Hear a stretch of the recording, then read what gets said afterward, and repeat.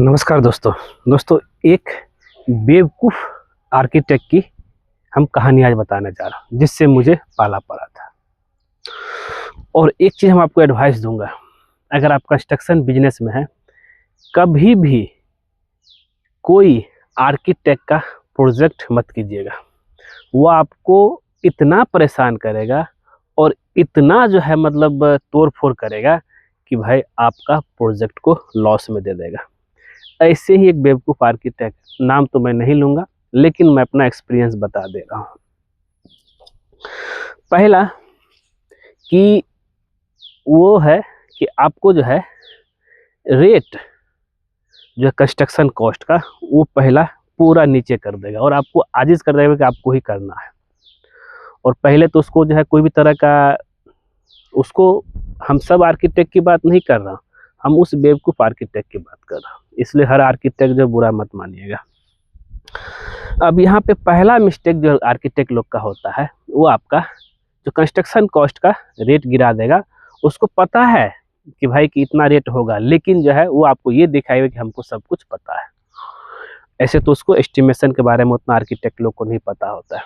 दूसरा कि भाई आप जब कंस्ट्रक्शन करने लगिएगा तो जिस समय वो क्या करेगा, मतलब कि हमेशा जो है कुछ ना कुछ चेंज करते रहेगा आपका डिज़ाइन में, चाहे वो ब्रिक का लेआउट हो, चाहे जो है एलिवेशन डिज़ाइन हो, चाहे कुछ भी आए वहाँ तहाँ इतना आप बना दीजिएगा। दूसरा सुबह भाई कि इसको हमको ऐसे करना है।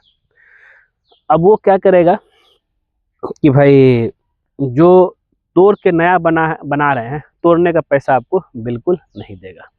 तो मेरा सिर्फ यहाँ पे यही कहना है, ऐसे बेवकूफ़ आर्किटेक्ट से बचिए। और भी बेवकूफ़ वाला बात मैं आपको बताऊंगा क्या क्या बेवकूफ़ी बना किया है।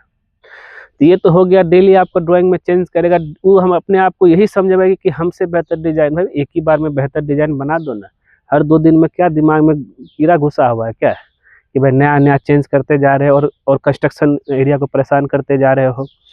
तो एक ये चीज़ होता है। दूसरा क्या होता है, हमने जो पाला पड़ा है, हम लिख के रखे हैं कि हाँ, वो अपने आप को ऐसा आपको दिखाएगा कि भाई स्ट्रक्चर के बारे में बहुत जानता है, वो भी स्ट्रक्चर डिजाइन कर सकता है।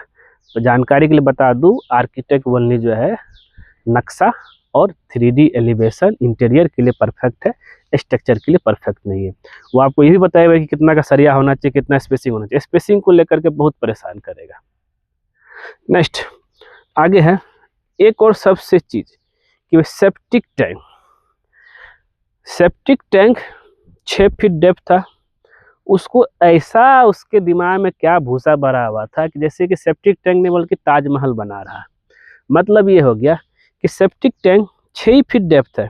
पहले हम लोगों ने बोला कि ठीक है, इसका जो है 9 इंच बाय 9 इंची का जो है वाल थिकनेस हम लोग करके दे दे रहे हैं।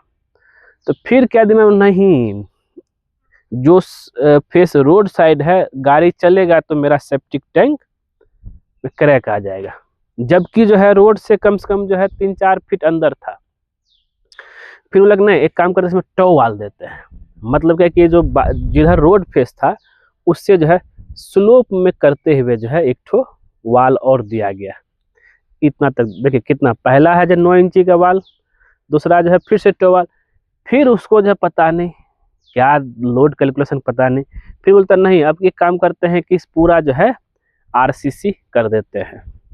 मतलब ये हो गया कि फिर से जो है ब्रिक वर्क हुआ, टो वाल दिया, फिर से जो है 1 फीट ऐसे ऊपर 1 फीट नीचे जो 15 इंच से लेकर के 18 इंच तक का स्लोप में दे करके फिर जो है क्या किया, उसमें जाली बिछा करके पूरा RCC कर दिया।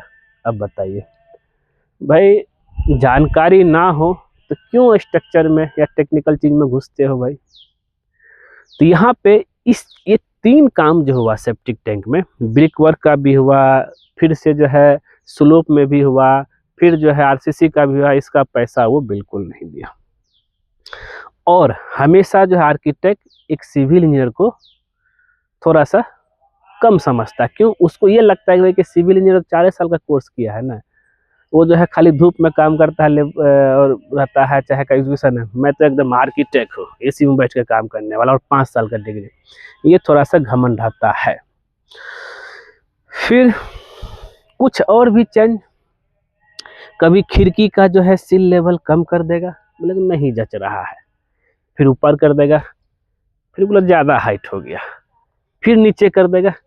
क्यों परेशान करते भाई? बुद्धि नहीं तो बुद्धि ले लो किसी से, किसी सिविल इंजीनियर से, नहीं तो जो है बस ऐसे घर में एक्सपेरिमेंट करते रहोगे फिर तो हो गया।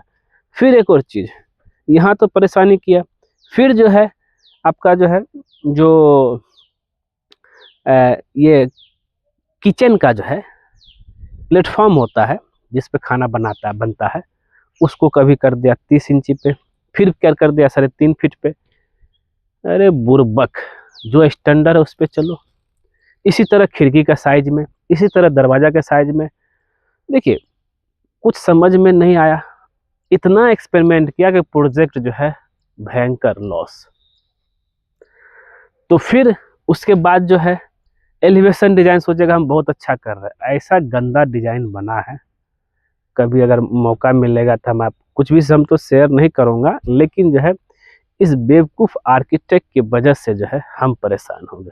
उसके बाद जो है हमने कान पे हाथ रखा, बोला कि भाई कभी भी जो है भले ही जो है दूसरा काम किसी और का कर लेंगे, लेकिन किसी बेवकूफ़ आर्किटेक्ट का काम नहीं पकड़ेंगे। कुछ और भी चीज़ है, एक और प्रोजेक्ट जो है आया जिसमें जो सेम यही इंसिडेंट, हर बार डिजाइन चेंज। बोले कुछ नया क्या करना है, तू पूछ तूफान ठीक है, क्लाइंट का तो बजट भी देखो क्या बजट है, कुछ नया करने उसको कन्विंस करके नया करने के चक्कर में जो है हमेशा चेंज हो रहा है। तो इस तरह का चीज़ें नहीं होना चाहिए, हमने झेला है। उम्मीद करते हैं कि आप लोग को जो है किसी आर्किटेक्ट से पाला जरूर पड़ा होगा, जितने भी कंस्ट्रक्शन कंपनी है, और उससे क्या है कि आपको ही लॉस करके रख देगा और समझने की कोशिश बिल्कुल नहीं करेगा। कैसा लगा वीडियो? इसी तरह का वीडियो जो है हम इस चैनल पे लाते रहूँगा। मिलते हैं नेक्स्ट वीडियो में कुछ नए टॉपिक के साथ। आज के लिए बस इतना ही।